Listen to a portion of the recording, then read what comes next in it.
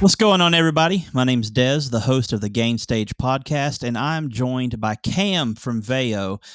If you're unfamiliar with who Veio is, they are a phenomenal prog rock, prog metal band.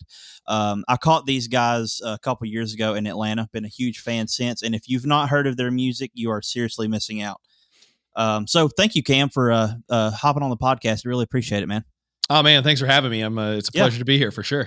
Yeah, you're the first guest on the podcast, so this is kind of a inaugural thing. So yeah, I've got some other stuff lined up. I've got Kyle from Fallujah gonna appear next time. So first off, I'm honored to be the guinea pig. Then yeah, I really appreciate it. It means a lot. So you guys just released Doors Wide Open, and yes. Banger after banger, like every song you guys release, it's phenomenal. I love it. Like straight into my playlist. If I'm not mistaken, that song has actually reached charts, right? It's charting in the top 50. Is that correct? Yeah, Door Wide Open right now is charting national radio. It's going pretty well for us for being a relatively no label band, independent band.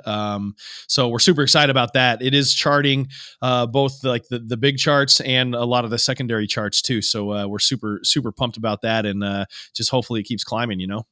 Yeah, that's awesome. I saw you guys posted. There's a huge list of radios playing that song. And how do you go about doing that? Like getting radio play? You're in an independent band. I am too. So yep. A lot of bands of our size, it's really hard to get into that. So what is your process for doing that? Our process is, we're like you said, and I said, we're independent, but we do work with a lot of individuals and services that are usually provided by a label. So we're working with those professional level guys. And so we've been on a radio campaign with some representation that we have out of Chicago. And so that's kind of our in with that.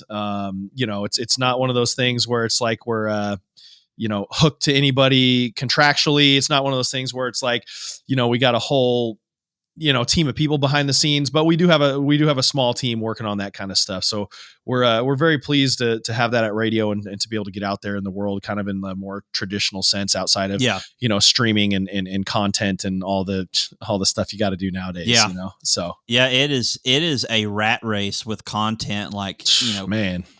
Every time we're at band practice, we're like, okay, we need to come up with like 3 or 4 things we can record and post throughout the week. And it's never ending. And that's one thing you guys are extremely consistent with is when you launch a new single, it's so consistent with your post and branding.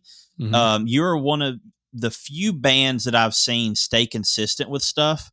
And I think that's really what sets you guys apart compared to a lot of other independent bands is that consistency.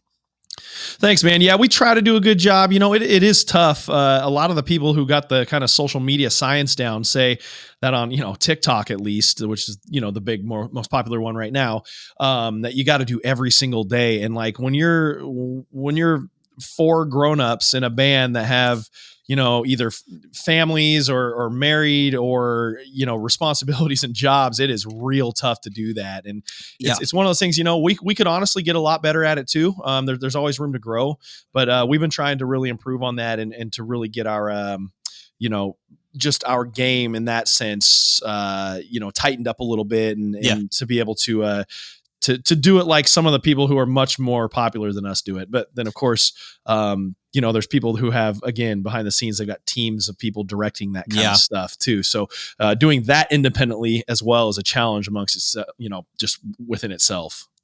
Yeah, because you have to schedule time, like you said, if you've got families and work, it's like, okay, well, I've got 2 hours here. What about you guys? Oh no, that day can't work. So it's, it's hard coming together to get all that stuff done. And it's almost a full-time job in itself. It is. And the craziest part is too, we'll just stick with TikToks, TikToks in general. It's like one of those things, like a few years back, it was like literally just standing in front of a camera, like lip syncing or singing to a song or dancing to a song. That's kind of how it started. And now if you look at, people's content, it's like professionally produced super set up. There's not just a cell phone camera. There might be 2 or 3 people behind the camera. Some people help set up lighting. So it's almost like you're making like mini music videos of sorts nowadays. And so it's a lot of work. It's a ton of work. Yeah. I don't know if you've seen this band called President. They've been marketing for like almost the last 4 or 5 months, and they finally released their single. Like that's the kind of band that I don't want to say competing with, but realistically, independent bands like ours are competing with that. Yeah. Like that have a full team, like full management team, content team. And it is really hard because that's the kind of stuff that TikTok likes to see now. And if you're not eating with that level of production, you won't make it. It's really hard. That's funny you mentioned President, because I was just sent that track 2 nights ago by our guitar player, Jameson. Mm-hmm. And then yesterday, while I was at work, 2 different people completely unrelated to the band stuff sent me links and or just suggested it via text. And then yesterday at work we play music over speakers at work. We had Breaking Ben radio playing on Pandora of all places, and the President song came on. And so it's just crazy how quickly that's blown up. And it's a great song. I think it's so cool. I think it's cool. And the marketing's cool, but I'm wondering who's behind the scenes for that group. Cause it seems like that might be someone who came from like another really big band already, or has a label presence already or something. Cause I mean, I'm not hating at all. It's great. But to blow up out of the blue like that is so crazy, especially when you and I know all the work that goes on behind the scenes for our level, Yeah. And it's, they're actually under the same management team as Sleep Token. So Sleep Token, like they have literally exploded. Like whenever Take Me Back to Eden dropped, like I remember it was everywhere, and now they're number 1 in the UK and the US. Yeah. Like what's your thoughts about bands like that fusing like metal, and then they've obviously got that like pop side of stuff. Yeah. Like to me, it seems it's making metal more accessible to everybody. Sure. To me, Sleep Token, I like Sleep Token. I'm a Sleep Token fan. To me, they're almost like, my own opinion here, they're almost like not a metal band. They're kind of like a pop group that has metal moments. Yeah. I and this isn't poking fun at them at all. I call them emo gent. Yeah, because they're see that. Yeah. They're almost like an emo band, or like a dark gothic, avant-garde presence to them. Yeah, that has metal moments in between. So you're completely right, and with that kind of stuff, it's genre bending or genre fusing at least, and so it's probably a little bit more accessible. They don't scream. They only scream for effect. They have clean vocals rest of the time, so that definitely opens it up to a broader audience for sure. And I just think the way dude's voice is, with the insane drum work that comes along with it too, just really sets it, that catches people's ears, obviously, and it just helped them explode. And then obviously when you have a whole presence and aura and stage show like they do with the masks and the whole shebang, people love that kind of stuff too. So it really sets them apart in that regard for sure. Yeah, they it's making heavier stuff a lot more accessible, because like you said, they're not exactly a metal band. It's just little moments in those songs. Like even in Arcadia, when I listen through it, there are maybe a handful of metal moments scattered throughout, and the rest of it's like almost mainstream pop type music, and it makes it so accessible for everybody. Actually, and then, yes, it does. And speaking of that record, their new record, my favorite track is actually the title track. Yeah, and it's not even a rock song at all. It's just this dark gothic, just brooding feel to it, and I love that. I love that. Yeah, and there's been a lot of people theorize that they're going to drop a second album, like it's almost a double album. Okay. My wife is like super big into Sleep Token, so she goes into the theories and stuff. And there's like fan theories. Yeah, there's like a theory that they're going to drop another one because I don't I don't get into the lore side of it, but it's Mhm. like there's like some vote they did, and people think, oh well, the vote made this album drop first, and they're going to have another album come out.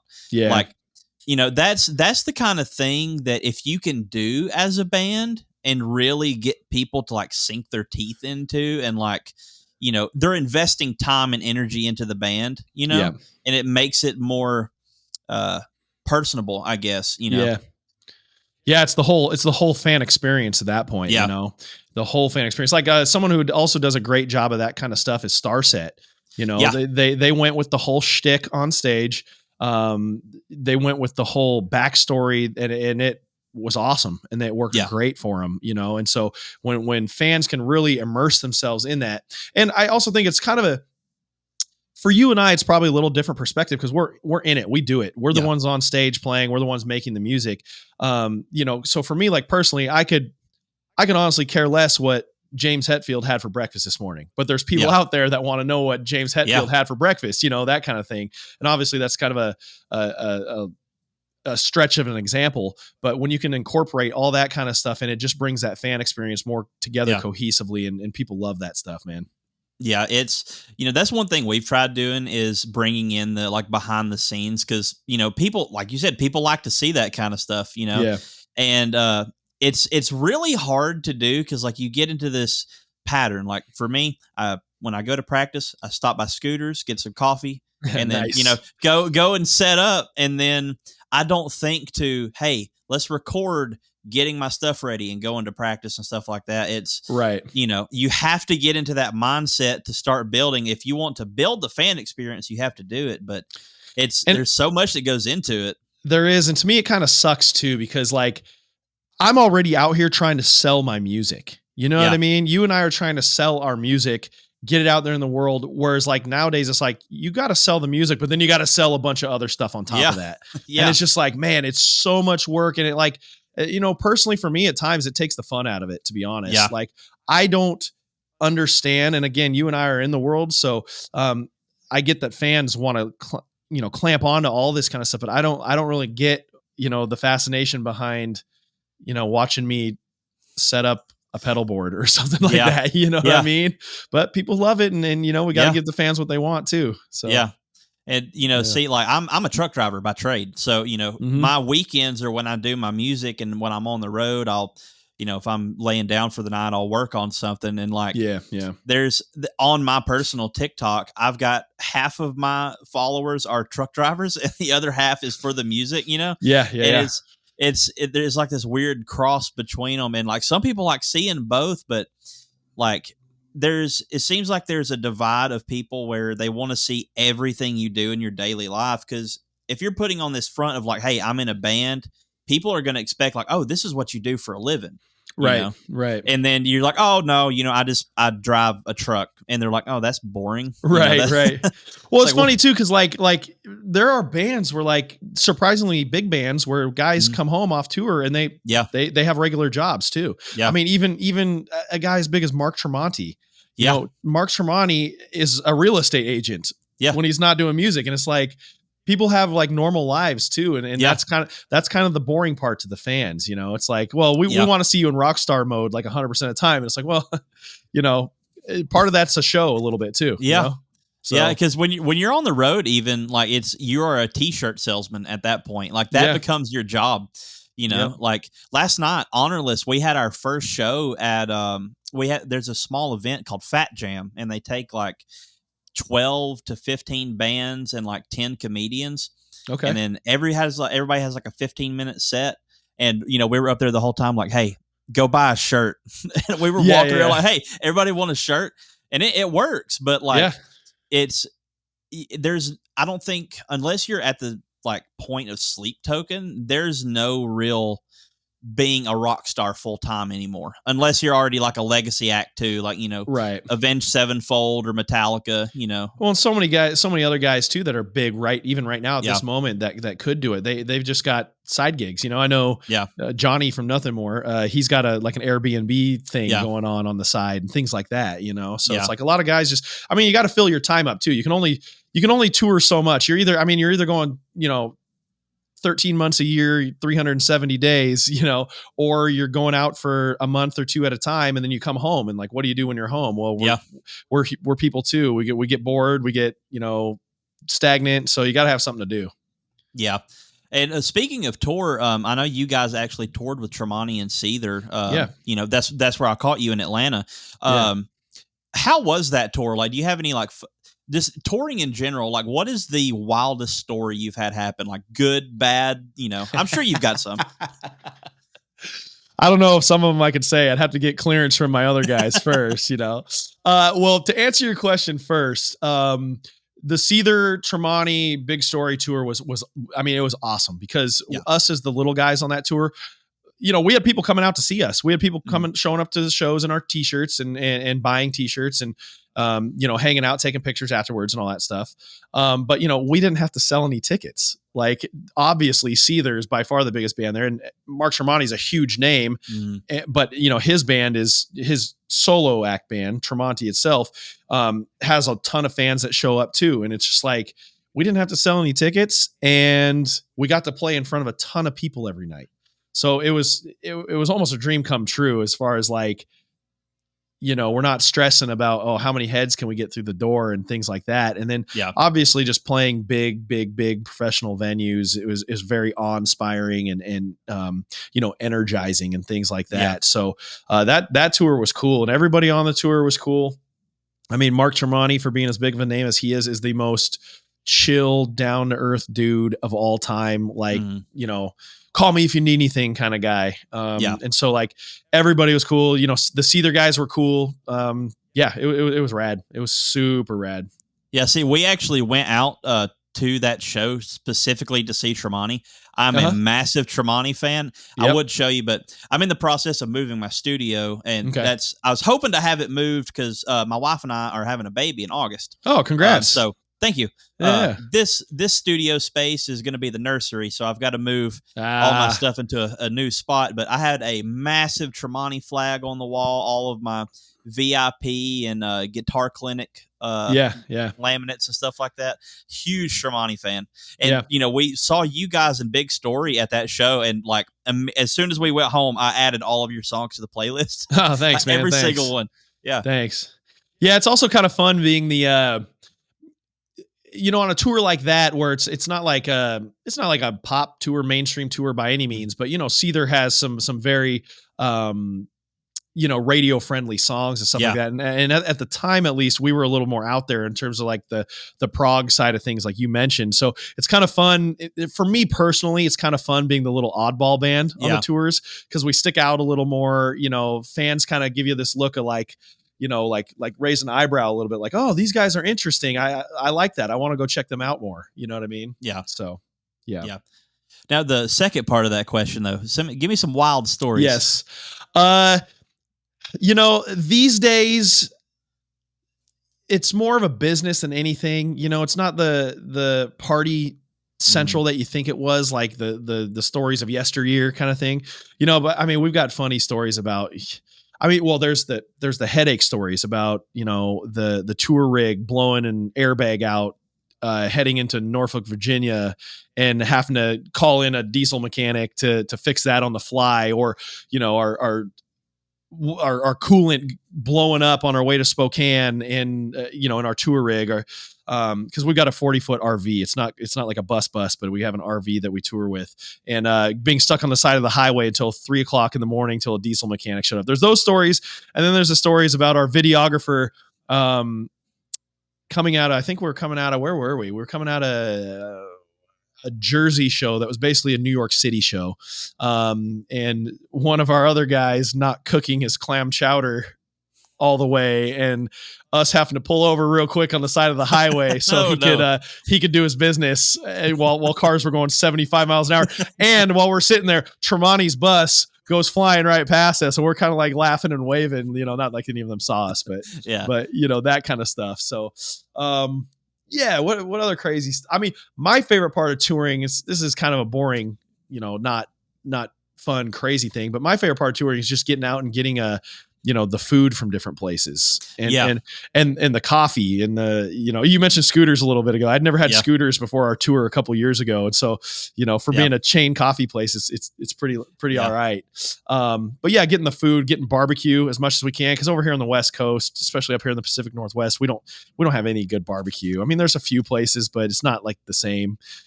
So that's one of my favorite parts of touring too, is just kind of like seeing new things every day and getting the food and stuff. But if you want the good barbecue, you got to come to the South. Like I'm like North Alabama, and we, obviously we're competing with all the other Southern states, but I think we've got the best barbecue. Oh, of course. Yeah. You got to maintain that mindset at least, Yeah. But go ahead. No, you're good. Go ahead. I was going to say other crazy tour stories. I mean, there's always the things like you're at a venue in a bad neighborhood, kind of bad area. And you kind of gotta, I think we're in Cleveland on the last tour we were on.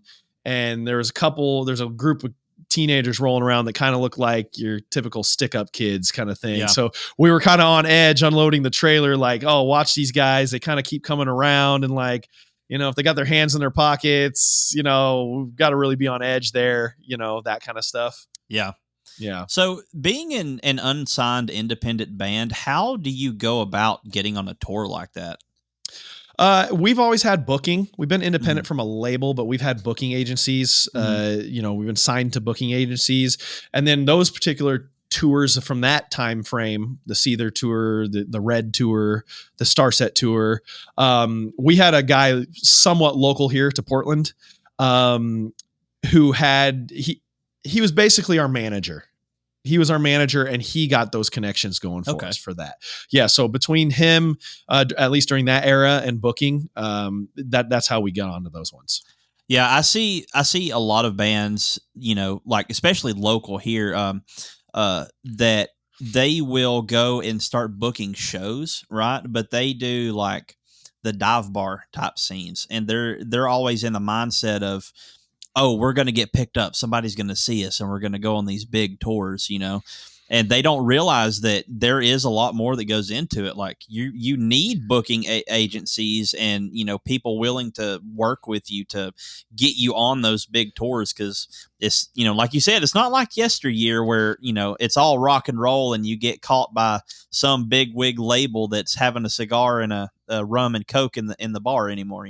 There is rarely an occurrence anymore where that happens, where you're just, oh, this band is cool, let's pick them up. Like, and there are particular avenues like to get your, quote unquote, get your foot in the door that are necessary. Now, I'm not saying like everybody functions that way or it has to be that way, but I'd say in this day and age, 99% of the time, like that foot in the door access, whichever way that is, or whatever form that comes in, is gigantic. Cause look at a band like I'm going to go out on a long limb here, I guess, but look at a band like Spirit Box. Yeah. They've actually absolutely blown up over the last 4 or 5 years, but Courtney and Mike were in I Wrestle a Bear once. Yeah. Before that. So they were already in a well-established band. They had those industry connections. They had the industry contacts, and they're a fantastic band. They probably would have blown up regardless without that. Because obviously Courtney is a beast and Mike has great riffs and everything like that. But it never hurts to have your foot in the door already as well. Yeah. Which is what I'm suspecting this president guy has. So, right. I think there's a lot of people theorize. I think his name is Charlie Simpson, something like that. I think he's like he's a big UK artist, and that's what a lot of people guys think who that is. And some people have speculated that 2 from Sleep Token is their drummer. That would be interesting if that played out like that. But also too, it's also obviously unconfirmed, but Vessel, the vocalist for Sleep Token, he's got this other band that was already kind of somewhat out there in the world from the UK as well. And if you listen to who that band is, I don't know if I should say it out loud because I don't want to expose this dude because I don't know the guy. I don't have an inside connection. I'm just also theorizing. You listen to it and you're like, that is for sure the same dude. There's just a little bit different twist on it with Sleep Token. So, having your foot in the door from other previous projects is obviously, and not an easy way. It still takes a ton of work and a ton of luck and blood, sweat, and tears, but it does help. Yeah. So was Veio your first big band, quote unquote, or how many bands have you been in? I have been in a total of 3 bands over, we'll call it my career. They have all been my own bands though. I have not jumped around. I've been offered, I've been, approached to join other bands before. And I've always just kind of tried to believe in myself the most, like my stuff, not in a cocky way, not in an arrogant way, but like my stuff is going to make it and I need to focus 100% on that. And so my first 2 bands were actually like, I started pretty young. My brother and I started our first band when I was like 12 years old. And so obviously it was just a little kid band. Yeah. And we had that for a few years, took a couple years off, had like the high school, almost into college age band. And then, hold on. Yeah.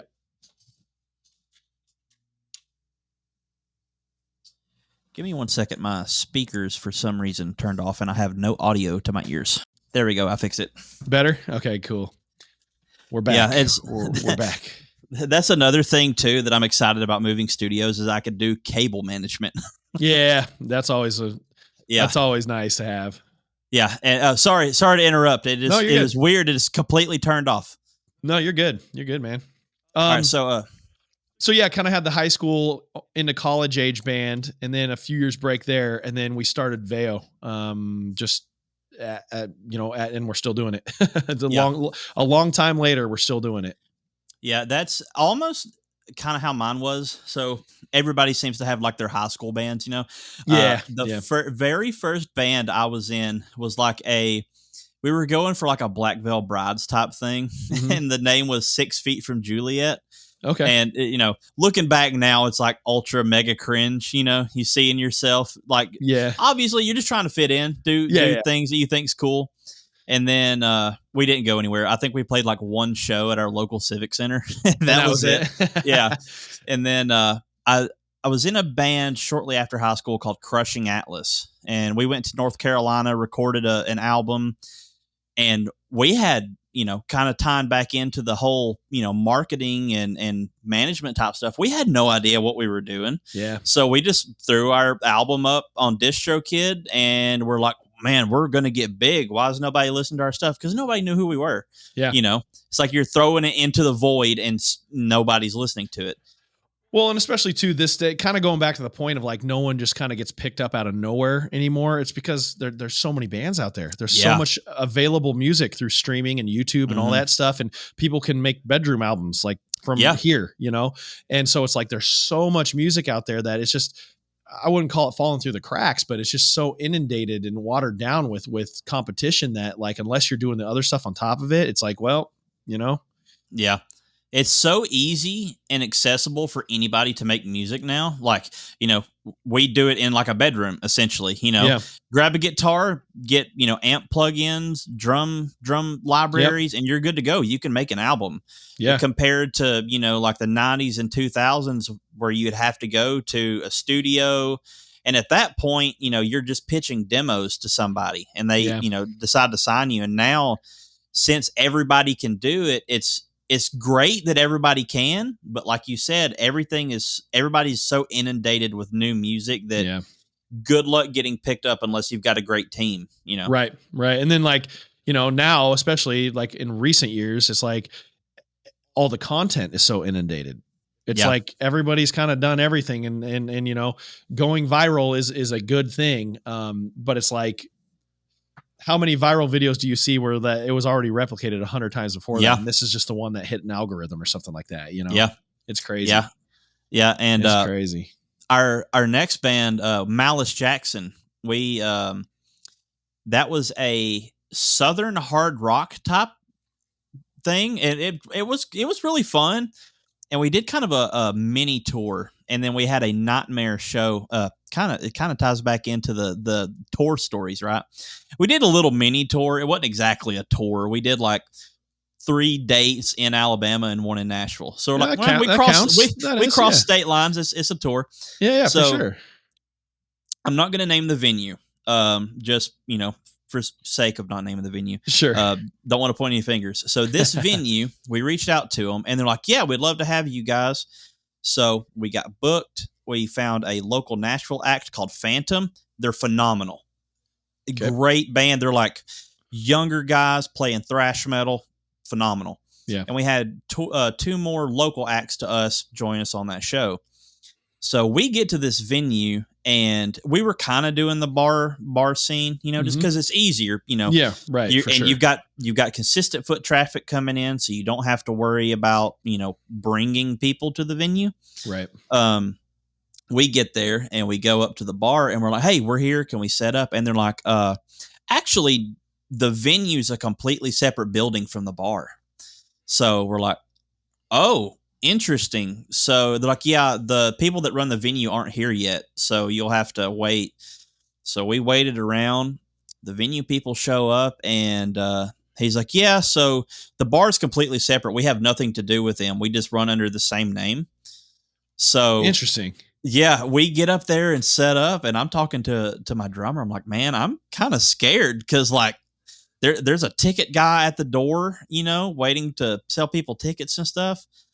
And one of the bands playing with us, this whole show was a nightmare.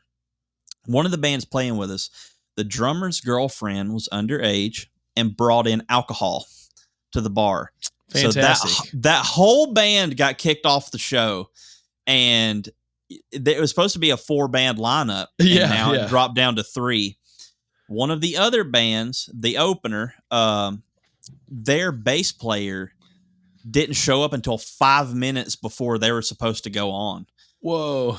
Yeah, and everybody was mad at him. The sound guy was furious. Oh, I bet. Yeah. Jeez, yeah. So they get on. Everything sounds awful because they didn't have time to do a proper sound check without their bassist there. And then I go out and talk to the door guy. He's like, "Oh, yeah, if you guys don't sell enough tickets, you're never allowed to play at this venue ever again."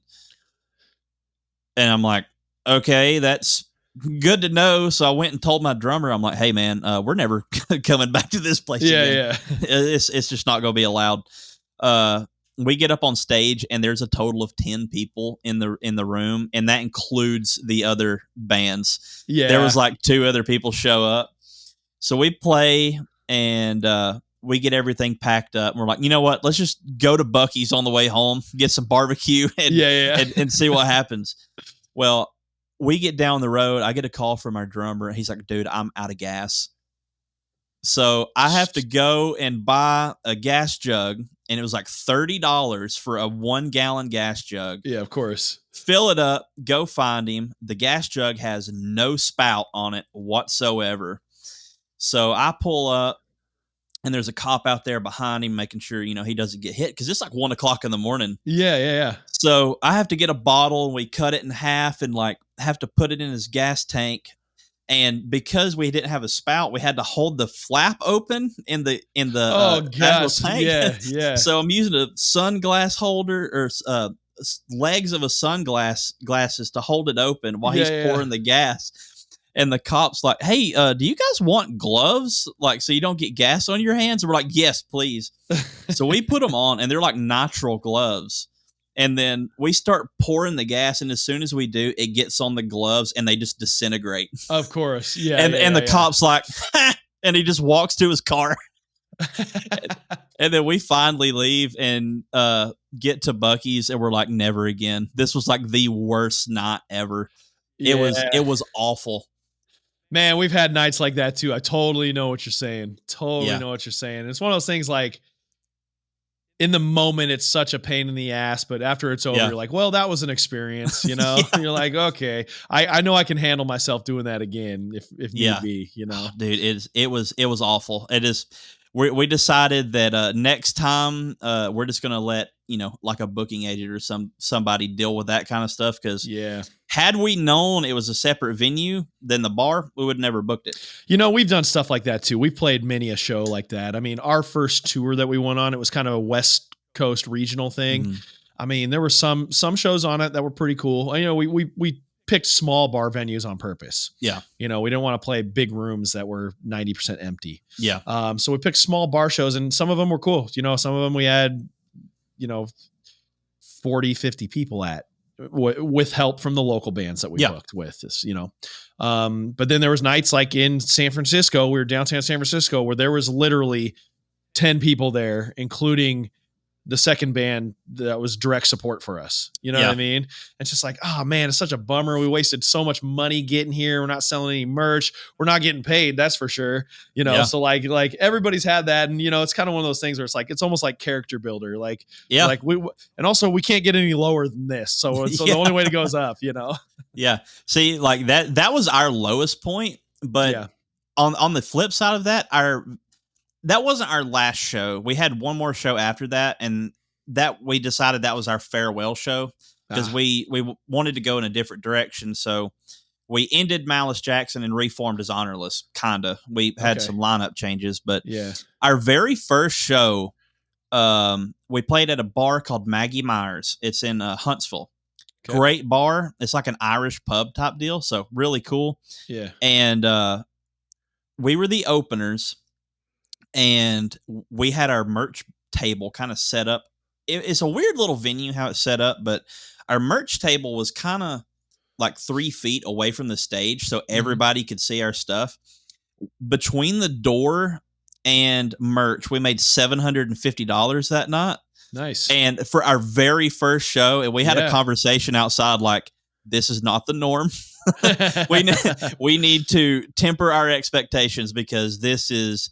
it's never going to happen again ever. And it didn't. The next show after that, we sold 1 sticker. We made $5, so it kind of balanced out. We've been there too, man. And by the way, Malice Jackson, fantastic band name. Yeah. And right when you said it the first time a few minutes ago, I could have told you that it was a Southern rock band.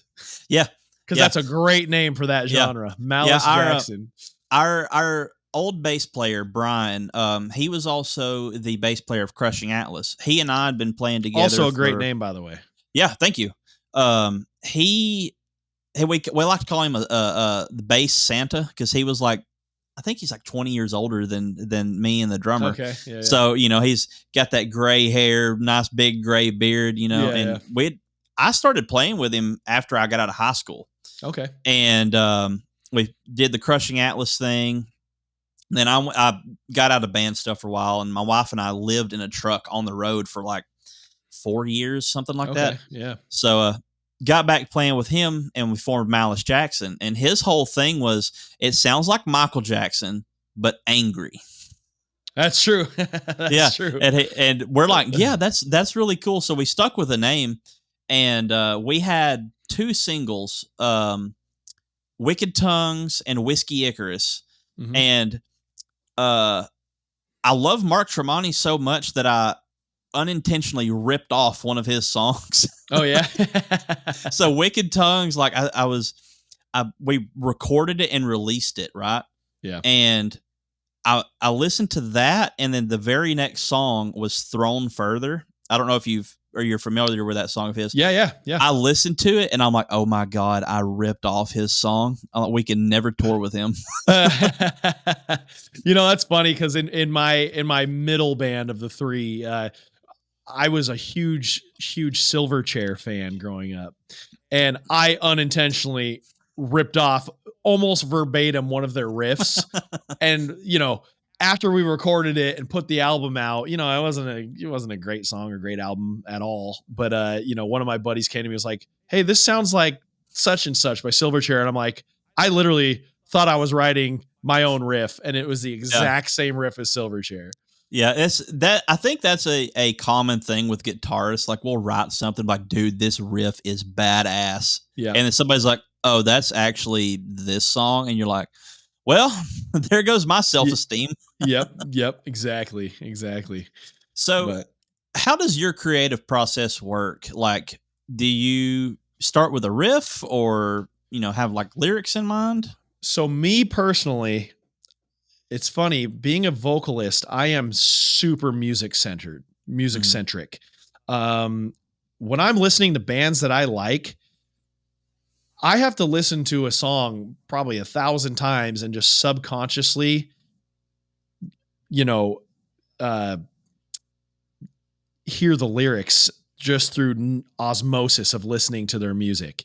Yeah. You know, I listen to the music and I listen to the energy that the vocals bring to the song. Yeah.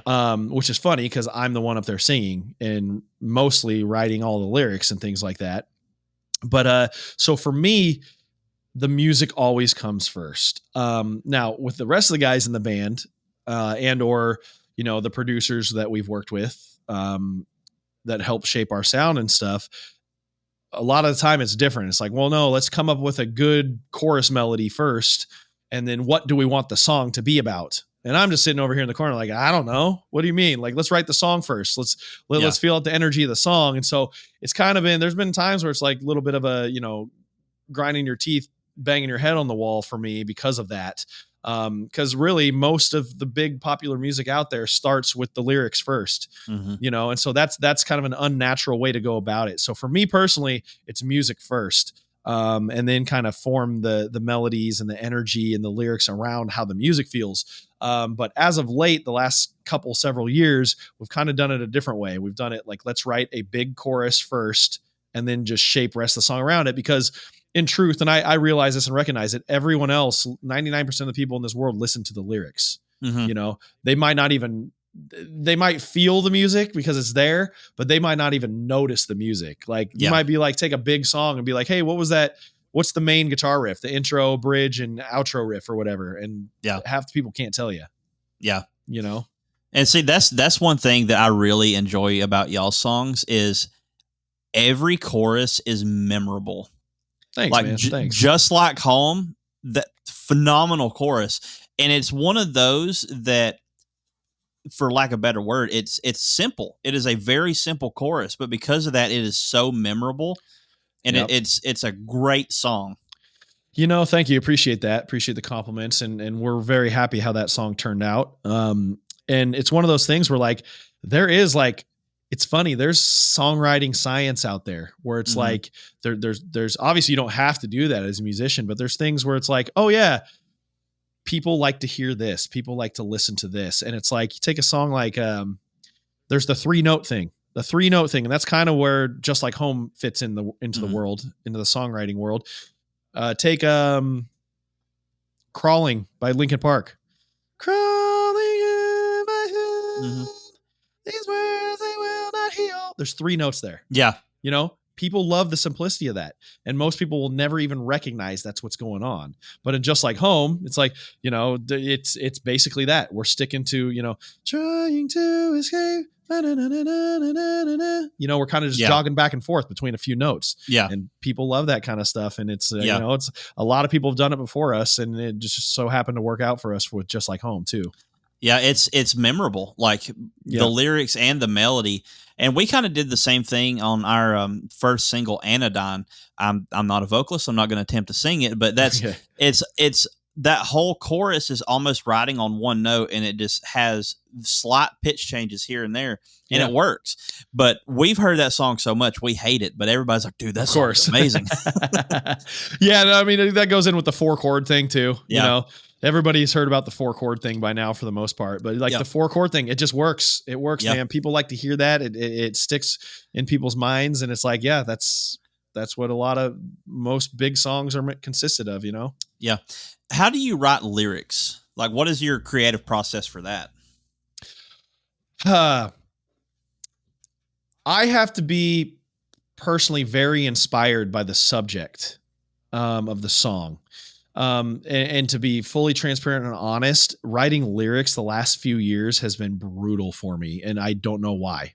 It's gotten a little bit better as of late, but I went through a really stale period. In fact, while writing Just Like Home or Shoulder to Bleed On or Door Wide Open, because I think before that, our record before all these tracks came out, called Vitruvian, it was a concept record.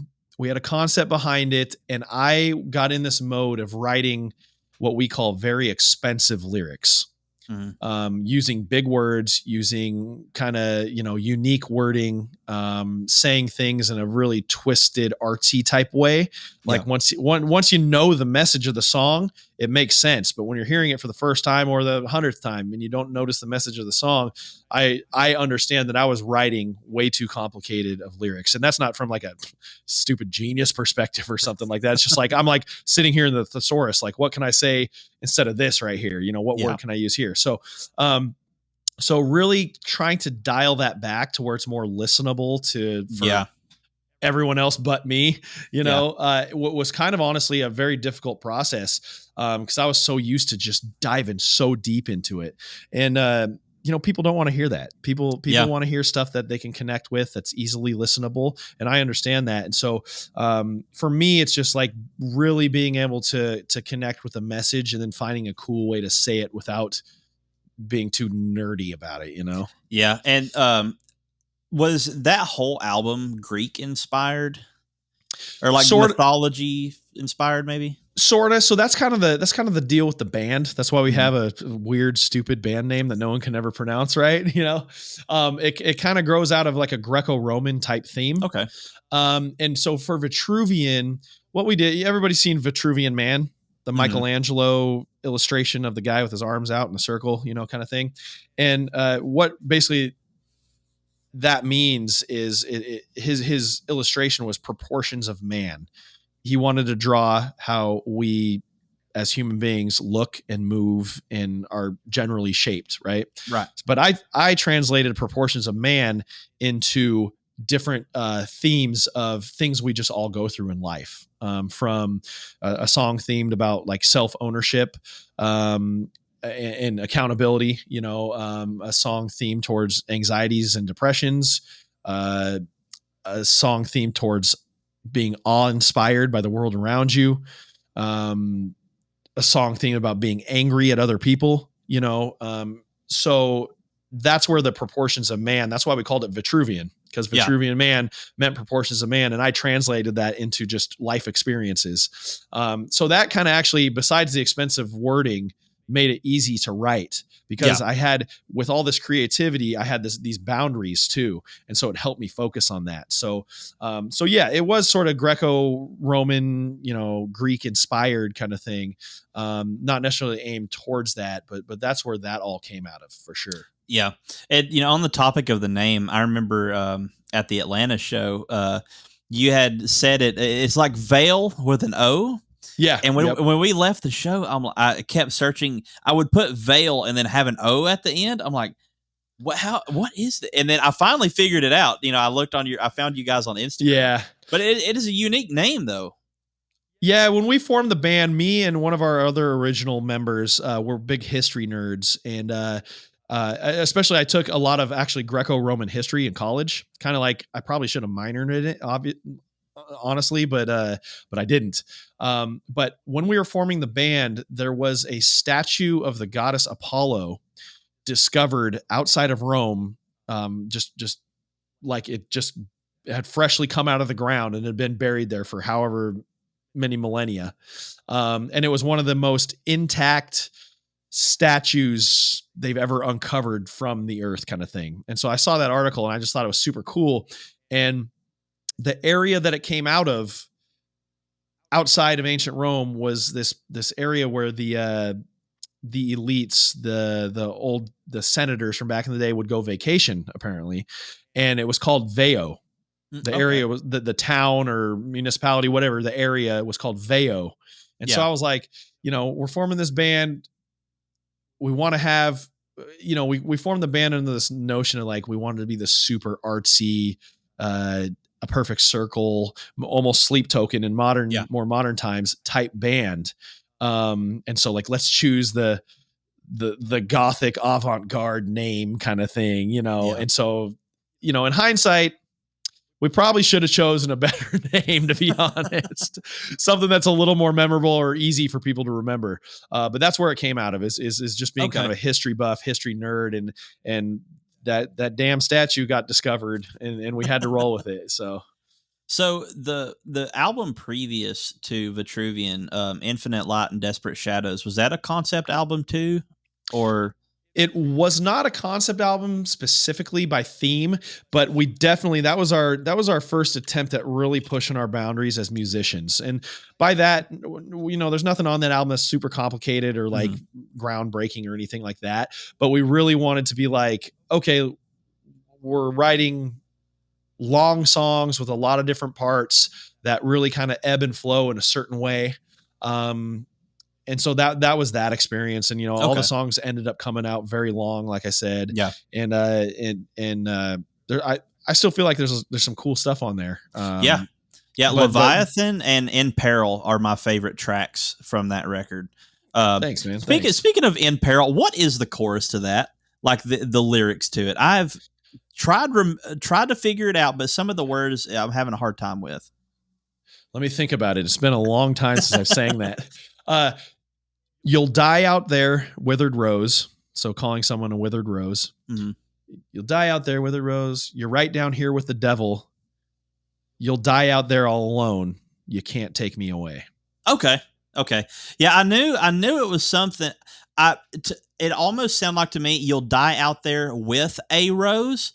And I'm like, I could see that for sure. Yeah. So, okay. It's good to know the actual lyrics now. Yeah, and obviously with that record, we went way more artsy with the lyrics too. They were a little more simple than the Vitruvian lyrics, but we went very artsy. And honestly, In Peril is still one of my favorite songs that it's played. A great one. I love singing that, and I love the bass line. It's super. I won't call it heavy compared to some stuff, but it's heavy feeling. It's brooding feeling, And so like I kind of miss playing that song, to be honest. Yeah. And Leviathan too, where you start it with batting the hatches, seas closing in or seas rushing in. Yeah. That line delivery is great. Thanks, and, man. That's another thing too that I feel like a lot of bands lack is their delivery on things, and that is something that Veio is. You guys have always been able. It seems like since I've discovered you guys, anyway. Yeah. You've always been able to deliver on everything in a way that wraps up in a nice bow, and it doesn't like leave you wanting more out of the song. Thanks, man. Yeah, I appreciate that. We try to give people what they want to hear, Yeah. Sometimes it works, sometimes it doesn't, but and that's the thing too. It's just trying things until you're, trying things and pushing the boundaries for yourself, obviously, and figuring out what works and what doesn't, Yeah, and it's funny too was what some people connect with. Somebody on social media just a couple of weeks ago referenced a song from Infinite Light, Desperate Shadows. Really? Called Fractures. And like we as a band love playing Fractures. We played it one time live.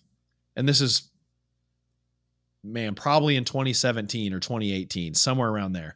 We played it one time live and we love the song, but no one else really wants to hear it. And that's fine. But to have someone on social media reference that, I was like, whoa, a Fractures reference. That's kind of crazy. It just goes to show like, you never know what's going to connect with certain people. Yeah. Yeah. So, and that's the thing too, is being able to connect with people. I think because when you're in a band, obviously you want people to listen to your stuff, but having and developing a lifelong fan base is important, because like me, I'm a huge fan of you guys. If you release something, I'm going to listen to it. And that's the important part is developing that fan base, because you will always have consistency. You know what I mean? Right. So, and that helps too. And a lot of bands will throw out stuff in, like the previous band I was in, Crushing Atlas, we'd throw out stuff into the ether, but we had no fans. Right. So how do you go about building a fan base? We've got fans that we call them our super fans.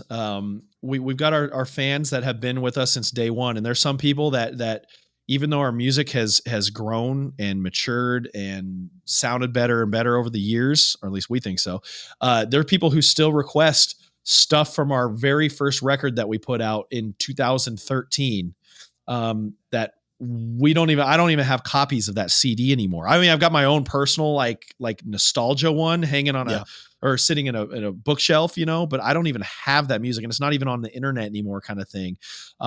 So it's fun to have people reference those old songs and really want to hear those old songs still. But I mean, as far as building a fan base, man,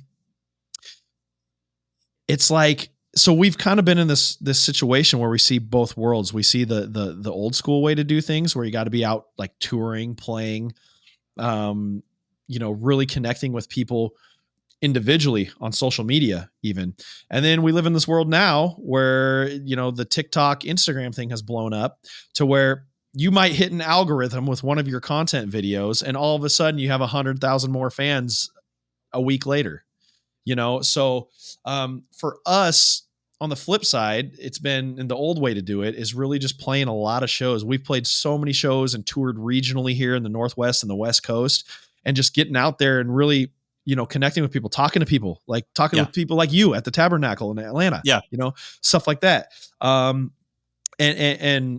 being at the merch table and, selling them shirts and taking pictures, even though we're nobodies, that kind of thing. And then responding to social media comments and things like that. And then making special groups on social media. Our fan group is called the Veio Legion.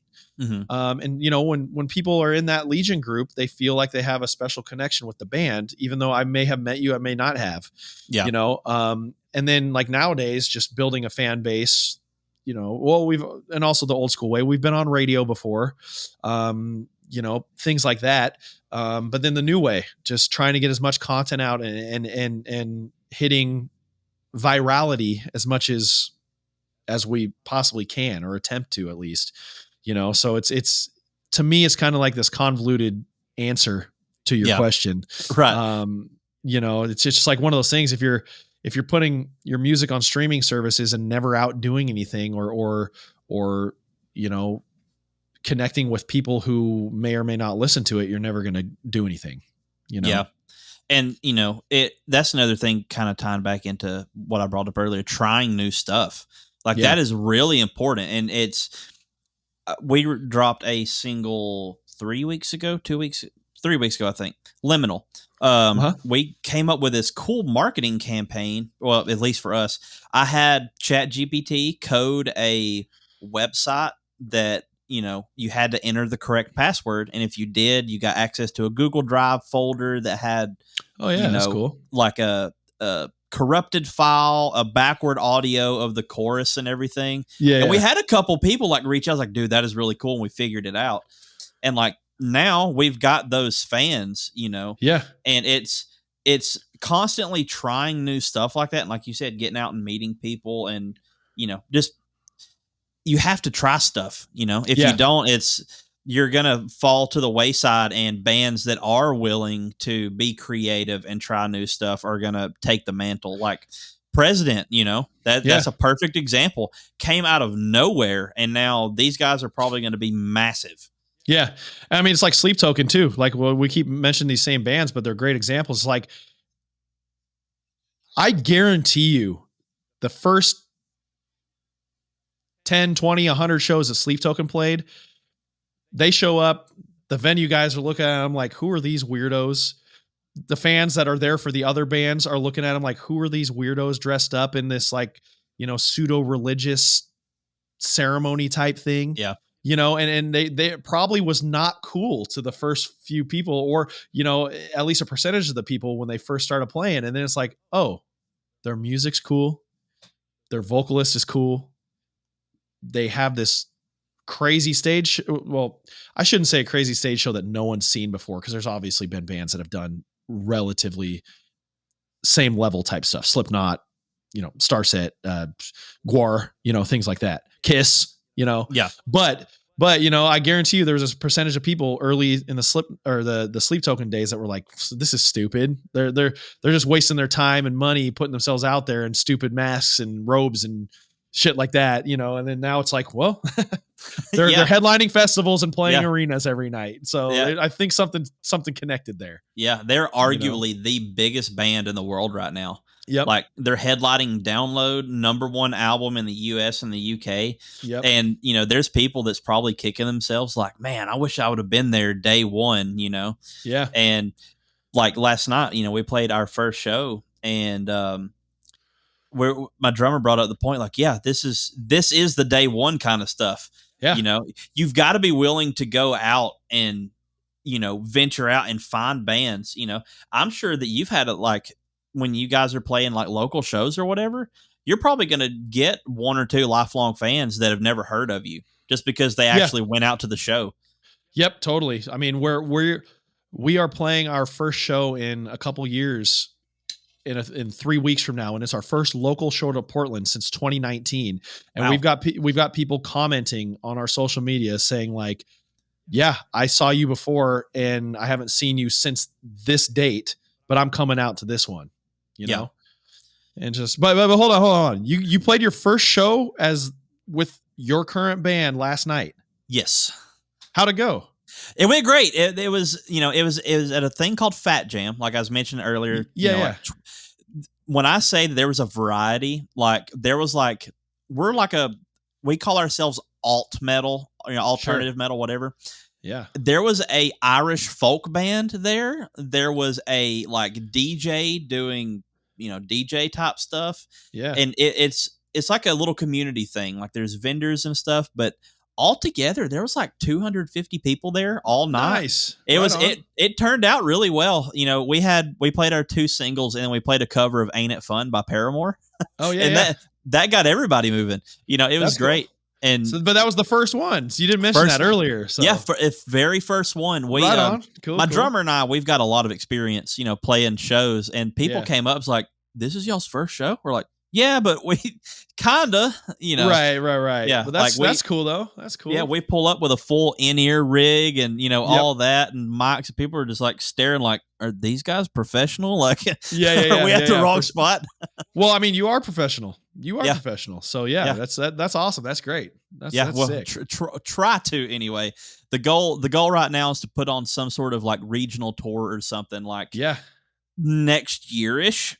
Okay. And speaking of that, when I do end this, we'll talk a little bit more. Let's see what time. Sure. I got a couple more questions for you, and then I'm going to end the recording, and then we'll drop out and have. Sure, I got time too. So I'm down to hang. So I have a list of questions. We've actually rolled through a lot of these. Just let's see. And I realize I realize I get a little long winded with some of my answers. Oh no, it's okay. It's perfect. Like you're the guinea pig for this, and I really appreciate that. So I'm trying to go for like a long form type thing. Yeah, cool. Yeah, for sure. I obviously clip things out, but I like having long form stuff that people can go and enjoy listening to. And we've hit most of these, but cool. You'd talked about like fans connecting and DMing and stuff. What is the weirdest thing a fan or somebody has ever DM'd the band? Not including scam stuff, because I'm sure you get those. Man, there's been so many. I mean, there's obviously the haters that feel like they need to comment, which is funny because we're all pretty confident guys, and like in a non-cocky way, we're just like, I think it's funny when people message us hate. I personally, like, I actually laugh at them like out loud, and it's like, this guy, obviously we're doing something right for this. They don't have to like our music. They don't have to like us. I don't care, but we're doing something good enough to catch that person's attention that they wanted to either leave a cool comment or leave a hate comment, Yeah. And so like, I love it when I get that, cause it's like, I'm doing something at least okay for them to, cause if it wasn't worth their energy or their time and their head, they wouldn't do it. You know what I mean? Yeah. So, I mean, but weird stuff. I mean, we've had all sorts of weird stuff. Like, man, if I show up to this concert you guys are going to be at next week, can you, from just odd requests, can you sign my, my brother's,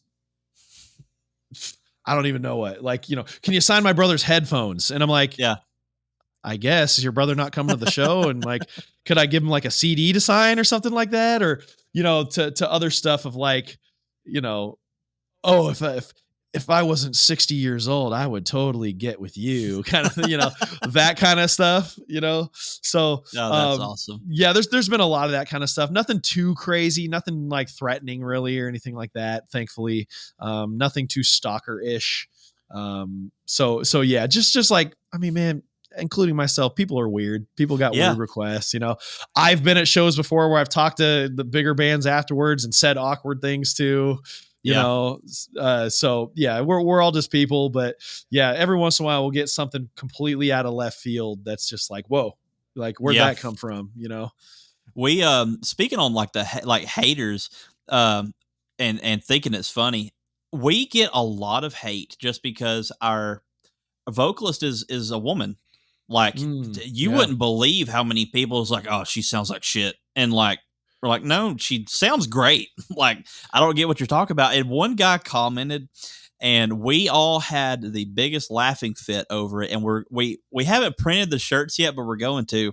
This guy commented on a TikTok video and said, you guys are just Timu, Amy Lee, and the Barcord Boys. So we're like, dude, that is a great shirt. So we're getting that printed on a shirt. You should for sure make that merch. And I hope that person shows up to one of your shows and sees that.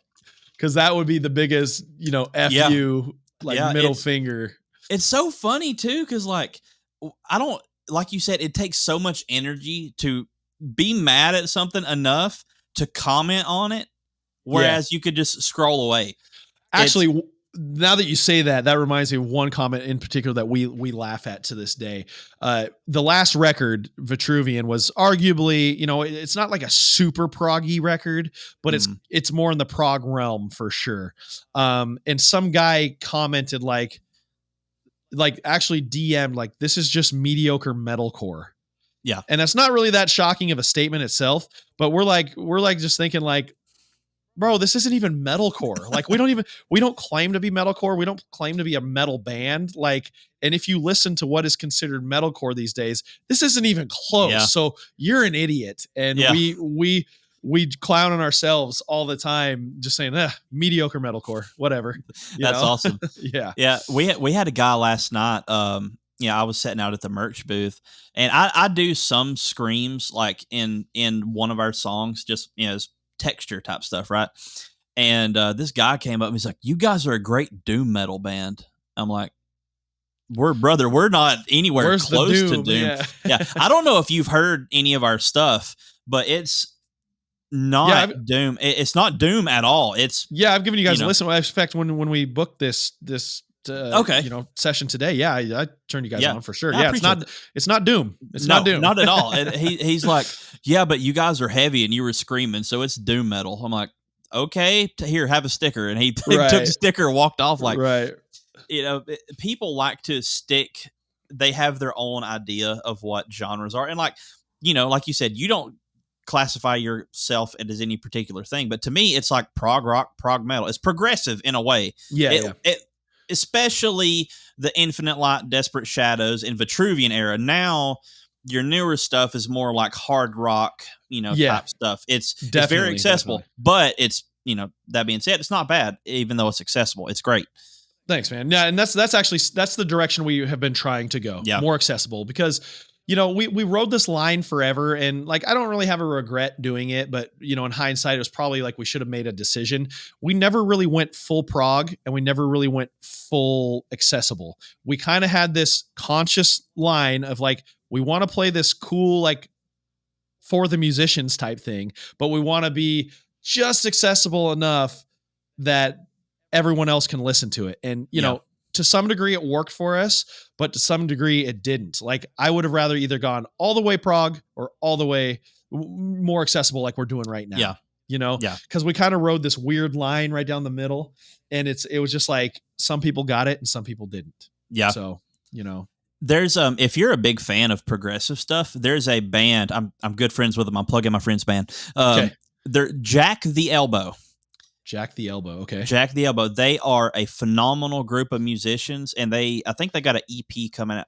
All the songs on the EP dropped as singles. You should check them out though. Jack the Elbow, okay. They tread that line of. I'm going to type it into Apple Music right now. Yeah, they're on there. Their recent single is "Keep Going," and it is phenomenal. But they tread that line of progressive and being listenable.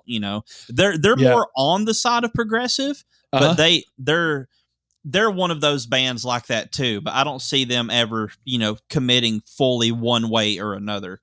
For sure. And like the funny thing is, most of us in the band now are, well, at least Chris and I, we're the two remaining longtime members. Mm-hmm. And then the other guys are great. We are so excited to get out playing with them, and they're officially part of the band. They're not just hired guys anymore. But Chris and I are just super influenced by all prog bands. Like that's, if I'm listening to any kind of thing in the rock and metal world, I'd say at least 50% of that time, maybe 60, it's going to be some prog bands like Tesseract, Caligula's Horse, Tool, people in that realm. And so that's kind of where that influence in our music came from, is that's what inspires me as a musician. And so, we just we rode that weird line right down the middle for a long time. So yeah, it's funny you mentioned those bands. Like for a lot of my high school time, like those bands were like staples for me. Mm-hmm. And Carnival also is in that. Dude, they are so good. So good. I heard a comparison the other day that made me laugh, and I don't know if you play games or whatever. Somebody said if Tool is Mario, then Carnival is Wario. I like that. Yeah, I can see that. Yeah. Like I love Carnival, man. Carnival's so good. Yeah. I just wish they'd come to the States. They never come to the States. I know. It is a shame. Funny little story is when Chris, our bass player, joined this band, we were looking for somebody. And at the time we were much smaller than we are now and younger and like a little bit more naive. So we put out a Craigslist ad. And the reason he responded to the Craigslist ad was because we name dropped Carnival in there. That's awesome. So it's a great origin story for him joining the band. Yeah. So and Carnival is one of those bands that like, I don't know how you feel about this, but Sound Awake is everything that Themata wishes it could be. Like Themata's a 9 out of 10 album, but Sound Awake is a 10 out of 10 album. And for me, it's because of the production on that album. The mixing and production on that album takes everything that Themata did and just pushes it to the max. Yeah. So for me, Sound Awake is a 10 out of 10. It's one of my all-time favorite albums. And for me, Themata is about a 7 out of 10 for me, because Sound Awake was my first introduction to Carnival. Yeah.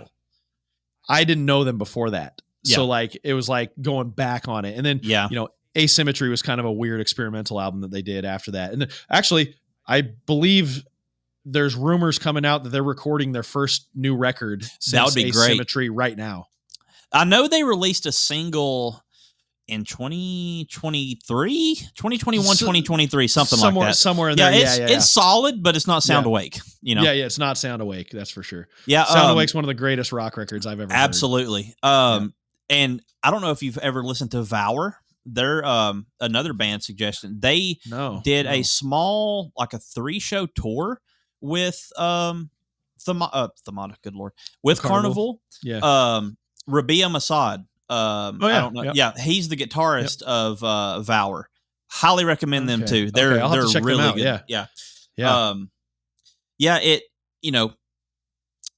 But going back to what I was saying, like Carnival is one of those bands that like you wish they would do more now, but they just don't.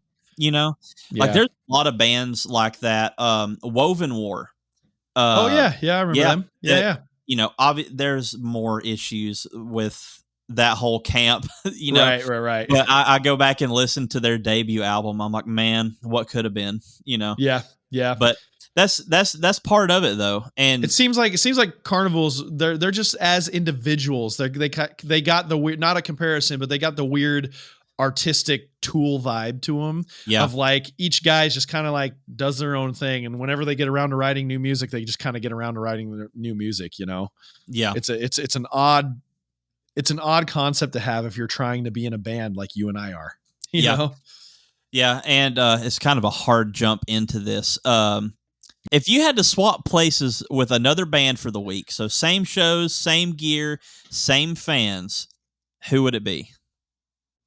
I'm thinking from a fan perspective, from bands that I like, or who's doing it right now that I would want to be. Actually, from both perspectives, Meshuggah. Oh, dude, yeah, great answer. They're like my 1B favorite rock band of all time, metal band of all time. So like from the fans' perspective, because I've seen them a few times, to being on stage playing their insane riffs and just being up there with the light show that they have. Yeah. Because if you've never seen Meshuggah's light show, you have to YouTube it. It is bonkers. Yeah. Their LD plays the set along with the band. So the lights are reactive to all the music. And that's my answer is Meshuggah. Because I love Meshuggah.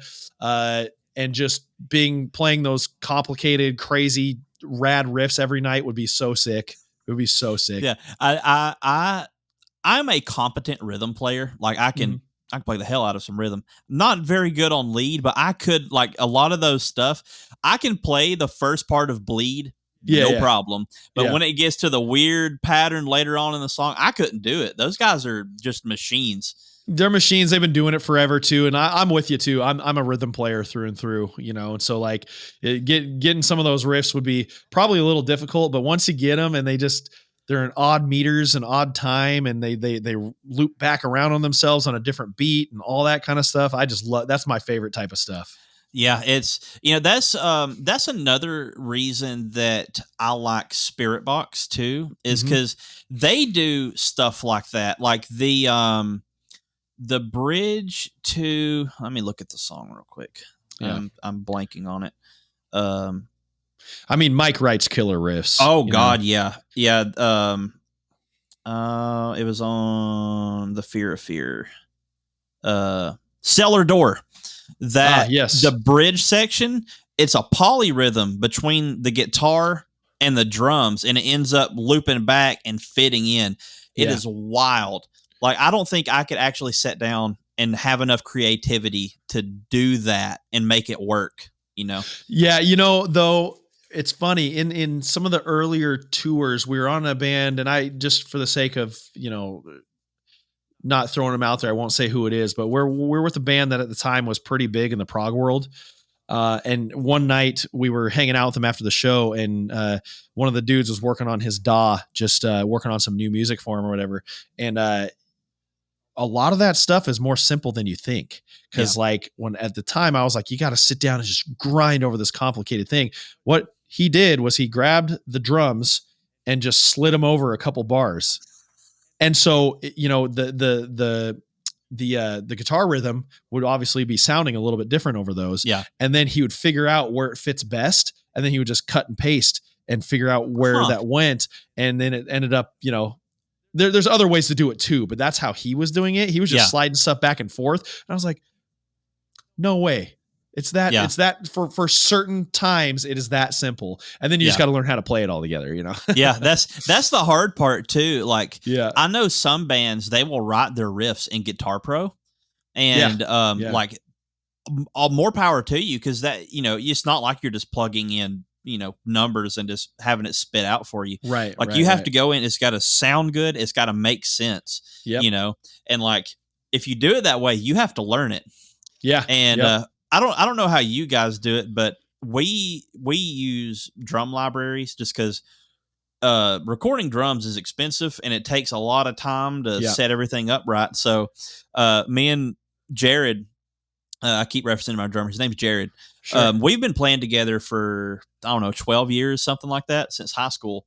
And I've played with him so long that I know the type of stuff he would play. So when I'm programming parts, I will program it like he would play it, and I'm like, Jared, go learn this.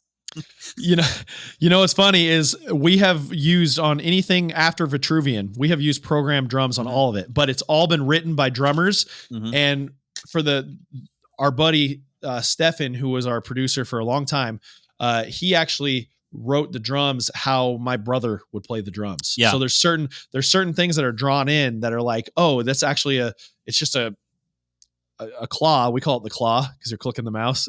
Yeah. It's a claw example of what my brother would have played in this part. Gotcha. And then, with the new producer that we've been working with the last little bit, we've programmed stuff in too, but he's a pro at programming drums as well. So it's it works out when like a drummer's actually doing it too. Yeah. Or you're modeling it after a drummer. Yeah. And I've got some experience playing drums, but I can't physically play it like Jared. But man, I could program it like Jared. Yeah, for sure. And that's interesting that you guys actually work with a producer. So like that's a step above what we do, because we do everything ourselves. Like recording, mixing, mastering, that's all us. And producer wise, it's just us. Like we'll get it, when a song's finished, we'll get in a room and figure out, okay, does this need to change or this? Like at the end of Liminal, it's got that abrupt stop, and then it's got like, I don't know, 10-15 seconds of like a spacey, ambient, vibey type thing, Yeah. That wasn't the original at all. We planned on just having that song continue the chorus and just fade out. Okay. And then we're like, no, it needs to do something different. And I was just messing around with the drums. I'm like, okay, how about this? And I just cut off the instruments and left the ambient tracks running. And we're like, yeah, that's it. That's the move. That's cool. So, that's cool. Yeah. So I mean, sometimes you just get that studio magic going and then figure it out, you know? And that's the thing too. Like I'll come in here and I'll turn off the main lights and have my bar lights on. I'm like, yeah, it's studio mode. Yeah. And it, like when you guys are writing a song and let's say you're 95% done, right? Yeah. How do you know when a song is done? Like, because I'm sure you get in the thing of like, oh no, it could use this or it needs this. When do you decide enough is enough? So in our camp, I am the problem with that. I will fully admit I'm the guy who wants to keep working on the same song till the end of days. I do for the most part come to a time where I'm like, okay, I can live with this. But usually everybody else, Chris, Stefan, Kyle, whoever else we've been working with, are like, hey man, like chill. Like we don't need to do that. That's just extra nitpicky stuff kind of thing. Yeah. And it's helped kind of going back to the producer thing. Mostly what we were calling producer is like engineer and producer. It's just, we're not working with a guy who's sitting on the couch behind us, flipping ideas at us, but so Stefan and Kyle have both kind of done that, helped shape the songs, help write parts, things like that as we go, but they're not just the producer. Whereas this latest batch of songs, including Door Wide Open, our latest track, we actually had producers with us. We worked with two other guys, Blair and Zach in Nashville, that were actually doing the traditional role of producer as well. So that was a new experience for us in terms of having someone there that wasn't necessarily, definitely hands in the song, but from the traditional perspective of just throwing out the idea, hey, let's do this here, instead of being like, oh, let's pull up this synth here in the DAW and start riffing on the guitar here, kind of thing. So it was definitely a newer experience for us as well. Yeah, that's neat. Like we've not got to experience that yet. Like if we need feedback on something, what I'll do is, I'll send a mix to like Jack the Elbow, the Caleb and Madison, the guitarist and bass player. I will send both of them a track and be like, what would you do? Like, what would you change? And they are some of the people that I could trust to give me actual critical feedback. And it's not just like, oh yeah, man, it sounds great like it is. Like, they'll be like, hey, no, this riff sucks ass. Like, do something else. Like, do you have anybody in your wheelhouse or camp that, that you rely on for stuff like that? Yeah, we've had those type of guys, and it's really just buddies that play music as well. No one, there are some guys like professional industry guys, if you want to call them that we've sent stuff to kind of like, flip ideas back and forth, but just other musicians, other guys that are familiar with our sound and our music. And we might've toured with them. They might've been in the band, as like a hired tour for a bit, things like that. Yeah. We've got a handful of them. We got a handful of guys who have heard Door Wide Open long before we released it. Cause we actually wrote that song in January of 2024. Wow. Yeah. So it's been in the background for a year and a half, basically. But yeah, we send stuff like that. And then also within the band, like, even including the newer guys, Jameson and Matt, Chris and Matt, I already know are going to be the two to keep us grounded in that way. Yeah. Whereas Jameson and I, we're the ones that want to write all the crazy stuff and keep doing all the artsy, off the wall stuff. Yeah. So it's nice to have those guys in the band, like they're with you all the time and talking to them all the time. And then it's also nice to have, the other guys that both we're talking about, like sending them something and being like, hey man, dude, this sucks. Don't release that, you know, or like, hey, it sounds great. Yeah, go ahead. Yeah. You know? So. Yeah. We, another person in our camp that's like that is our drummer's dad. He is the most brutally honest, like, and it's a good thing and a bad thing, you know, like when it's good, he will let you know, but when it's bad, equally, he will let you know. He'll let you know. So our back in the Crushing Atlas days, right? We went to North Carolina and we thought we were the shit because we recorded an album in 47 hours. Dang! Wow. We're like, yeah, let's title the album 47 Hours. And you can still find this album. It's everywhere. Nice. And we were like, yeah, this is great. So we, you know, printed some discs and Jared, you know, he was riding in the truck with his dad and he's like, okay, let's hear it. And they put it in. Within the first 30 seconds of the first song, he popped it out and he's like, do better. And he didn't listen to anything else on that album. And it there was a variety of factors, but there was a big factor on that. And if you do take the time and search it out, you will immediately know what the factor was. But okay, I'm gonna have to look it up now. Yeah. I'll DM you the name that was of everything. Under Chasing Atlas. Crushing Atlas, yeah. Or Crushing Atlas, yeah. I'll DM you the details so we can get into the nitty gritty on that. But yeah, for sure. So what is something that you have not done yet with the band that makes you make it, if that makes sense? Yeah. I think the thing is, for me, where we're at as a band, what I'm seeking the most in this moment in time is just the camaraderie and respect of the guys who are currently big bands. And I've never received any disrespect from those guys. But, you know, I want to be like enough of a household name, at least in the musician world, to be like, you know, you walk up to Johnny Hawkins from Nothing More, whoever, be like, oh yeah, I love that new Veio record. That's cool. You know, and that's not really like a benchmark you can measure by any means, but that's where I want to be. I don't need to be as famous as Paul McCartney. I don't need to be as rich as James Hetfield, you know, that kind of thing. But I just kind of want to be recognized by the colleagues that you and I have that are at a bigger level than I'm at. You know?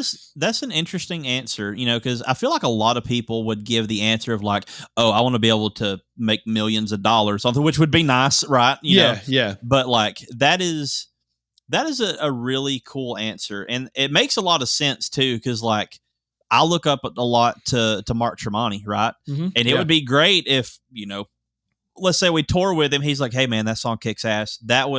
I would melt. Like I would literally die on the spot. For sure. No, I would be that same way with certain guys out there too.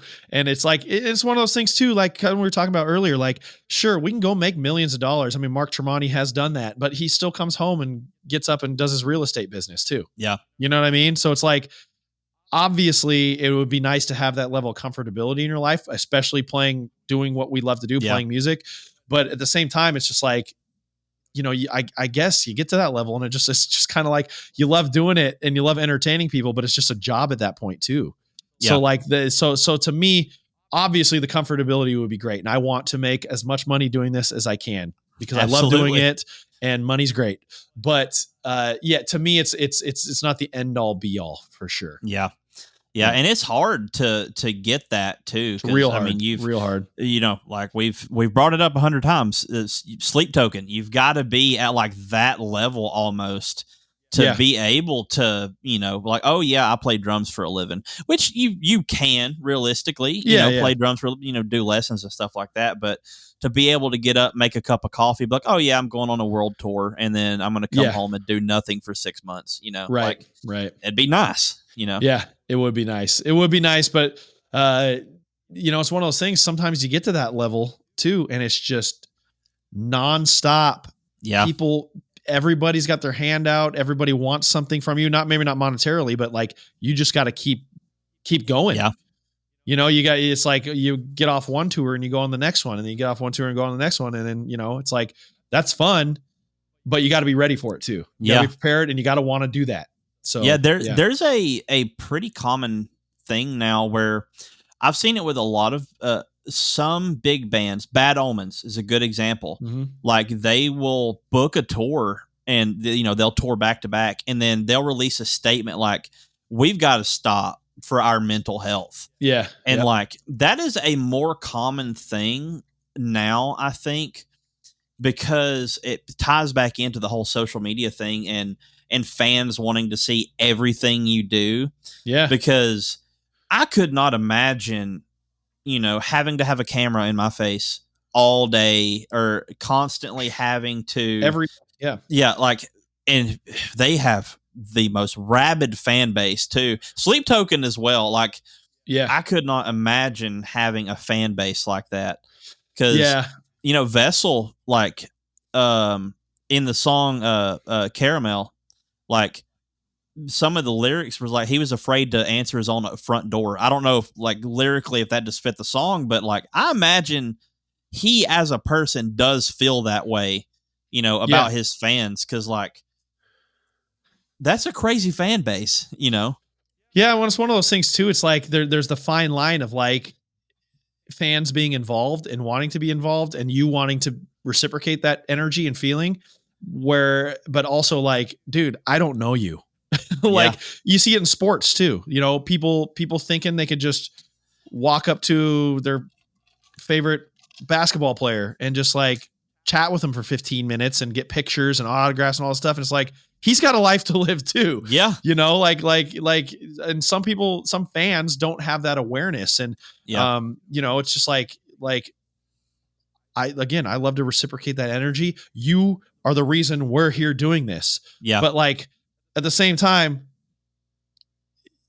like, don't get all up in my face and, tell me weird jokes and things like that to some degree, because like, also, I don't know you, man. Like, thanks for coming out. I appreciate your you being here, and I love you buying a t-shirt, and I love you spreading our music around for doing what we do, but I'm not going to come over to your house tomorrow night for dinner. You know what I mean?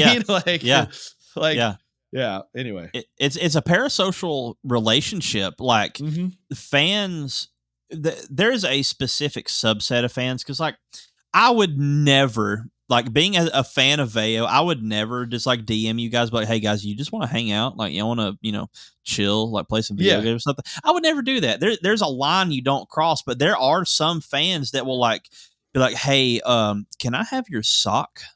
Exactly. It's there's a line that you do not cross, and there is a lot of the fans that are like that. You could usually pick them out of a crowd. You know what I mean? You can. Cause like we've got fans that are really specifically just fans of the music. We don't know them all that well personally, but we know them well enough, and they're chill enough, and they keep in contact with us enough without being weird about it. Yeah.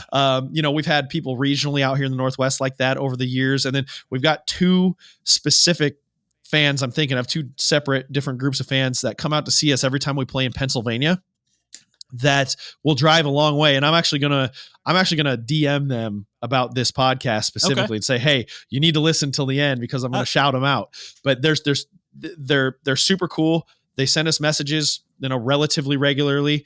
And, even though they're just fans and we don't know them that well, we consider them like fan friends. You know what I mean? They've been on our tour rig when we're out. Like we invite them on. We'll send them, if they buy merch, we'll send them extra little goodies because they've supported us for so long and things like that. And it's really cool to have those type of relationships too. And so we love having those guys on our side, and they tell everybody they know about us, and they show up to every show, and we're playing even remotely close to them, and it's great. And those are the type of people we love the most. Yeah, and it's those fans are the best too, because they will be ride or die. And then on the other hand, those other fans are ride or die. You know what I mean? Right. They will ride on top of the tour bus and stalk you, Yep. Yep. Yeah. And speaking of like just doing things for fans, you guys signed a copy of the Vitruvian album for me. I sent a message about it on TikTok. I appreciate that. Like I've got a whole collection of signed vinyl. It's going on my wall in the new studio. It's really perfect, cool. Sweet. And that's the kind of shit that like, that's what makes fans. You know what I mean? It's small stuff like that. Like, last night we were hanging outside the bar, just handing out stickers and CDs for free. And people was like, "Oh, dude, this is awesome! Like y'all set kicked ass. Like what? They started looking up our socials and following us. There you go. Like, it's the small stuff that makes it. And then you're accidentally going to get that one that's going to come up and be like, "Yeah, you smell different when you're awake." For sure. For sure. Yes, definitely. I appreciate you being on the podcast, being the guinea pig. It really means a lot. Where can anybody find your music? Yeah, so we're out there in every platform basically there is. You spell the band Veio. It's like Veil with an O for your reference there. Yeah. But Veio, Veio. We're on Spotify. We're on Apple Music. We're on Google Play. We're on Pandora. All the socials, anything like that. Veio Music. We're out there everywhere you can find everybody else at. Give our new single, our new track, Door Wide Open, a listen. It's doing well at radio right now, and it's climbing in streaming numbers, and we could use all the help we can get. So every little bit goes a long way. I appreciate you guys tuning into the podcast.